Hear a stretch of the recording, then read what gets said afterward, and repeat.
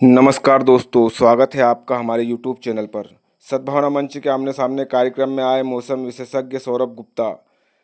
खंडवा विश्व पर्यावरण दिवस के अवसर पर सद्भावना मंच द्वारा आयोजित संगोष्ठी में वैज्ञानिक तथा मौसम विशेषज्ञ सौरभ गुप्ता ने पर्यावरण एवं जैव विविधता तथा भूकंप रोधी उपायों से अवगत कराते हुए संबोधित किया। सदस्यों के कई महत्वपूर्ण सवालों के उन्होंने जवाब देकर संतुष्ट किया।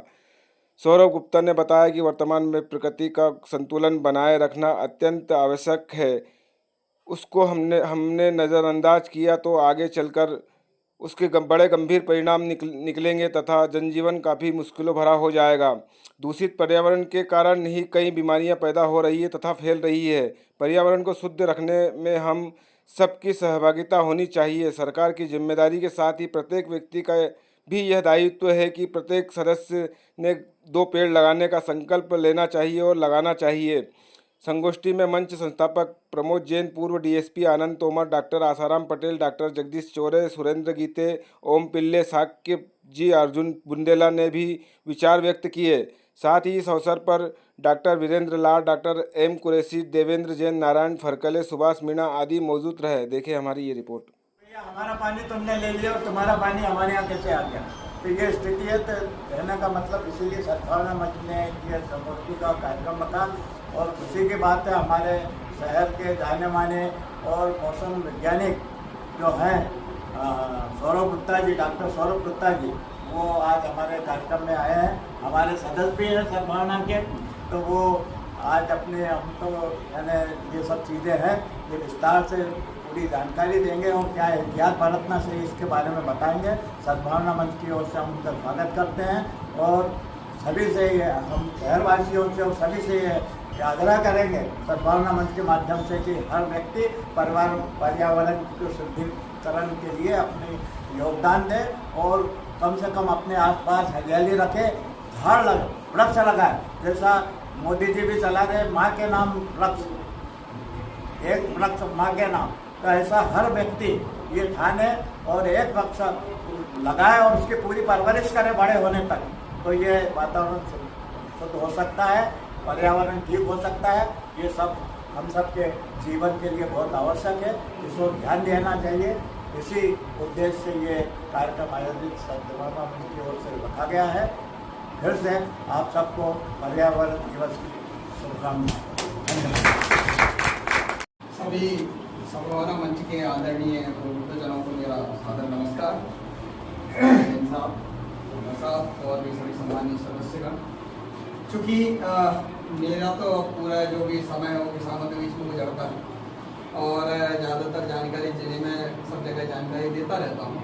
और जैसे कि बात चल रही है कि जो मौसम की जानकारी वो सब मैं दे रहा हूँ, तो मौसम विज्ञान विभाग ने काफ़ी तरक्की की है और हर ज़िले में एक विशेषज्ञ को, जैसे जिला कृषि मौसम इकाई जो चल रही है उसमें एक वैज्ञानिक को रखा है और वहाँ पे वैज्ञानिक जितने लगन से काम कर लें वो उतनी अच्छी एडवाइजरी दें।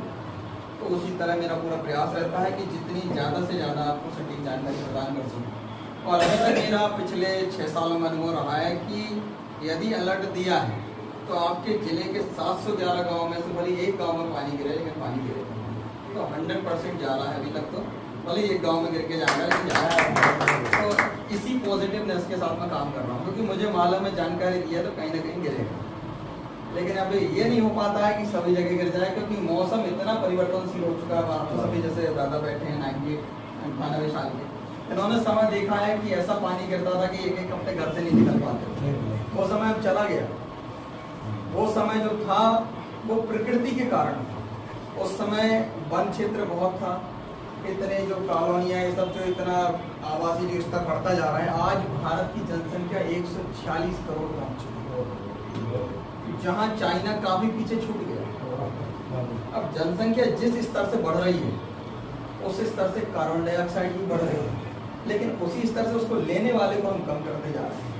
मतलब वृक्षों की संख्या कम होती जा रही है, क्योंकि जनसंख्या बढ़ेगी, कॉलोनियाँ बढ़ेंगी तो पेड़ कटेंगे और पेड़ कटने के साथ साथ जो जैव विविधता है, हम सिर्फ बात कर रहे हैं पानी की और मिट्टी की, जैव विविधता इसमें बहुत बड़ा रोल प्ले करती है। बहुत बड़ा उसका वो होता है, जैसे चूहे के कंट्रोल करने के लिए सांप का होना जरूरी है, लेकिन अब ये सब इतना आवासीय विस्तार होता जा रहा है कि जीव जंतु खत्म होते जा रहे हैं। और जैव विविधता यदि खत्म होती जाएगी, वृक्ष जमीन में जड़ में भी उसके जीव होते हैं और उसके ऊपर भी निवास करने वाले बहुत जीव होते हैं। कई पक्षियों का आशियाना होते हैं, जैसे अभी स्टेशन वाला ही क्षेत्र देख लें, शाम को वहाँ पे बात करना मुश्किल हो जाता है, इतने पक्षी आगे बैठते हैं, तो उनको जगह नहीं मिल पा रही। कौवे आजकल दिखना बंद हो गए, पितृपक्ष में कौवों को ढूंढते फिरते हैं, हमको कौवे मिल जाएं, तो ये सब चीज़ें खत्म होती जा रही हैं। आज जैसे नॉर्मल बात करें, किसान की फील्ड में, खेत में इल्लियों का प्रकोप बढ़ता जा रहा, बीमारियों का, तो किसान बिना केमिकल के बात ही नहीं कर रहा। आज हम भी जन सामान्य की बात करें, जैसे पॉलीथीन की बात हुई, प्लास्टिक की, बिना प्लास्टिक की कोई चीज़ संभव ही नहीं है। प्लास्टिक जरूर, लेकिन इस बार जो थीम रखी गई है कि प्लास्टिक को पूरी तरह मना करो, उसमें ये कर सकते हैं कि प्लास्टिक का आप रिसाइकल करो।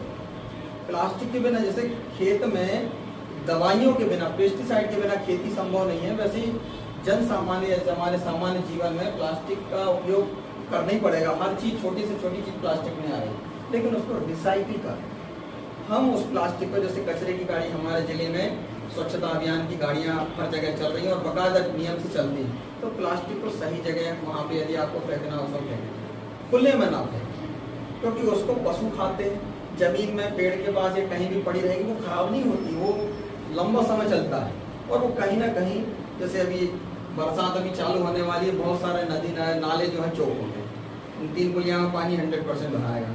ये समस्या क्यों होती है? क्योंकि वो सभी जो प्लास्टिक है, क्योंकि वो अपघटित होती नहीं, वहाँ जाके चोक कर देती है, तो इनको फैलने से रोकें। जितना जरूरी हो उतना उपयोग करें, ये नहीं कि हम थैला रखें फिर भी हम प्लास्टिक ले रहे हैं।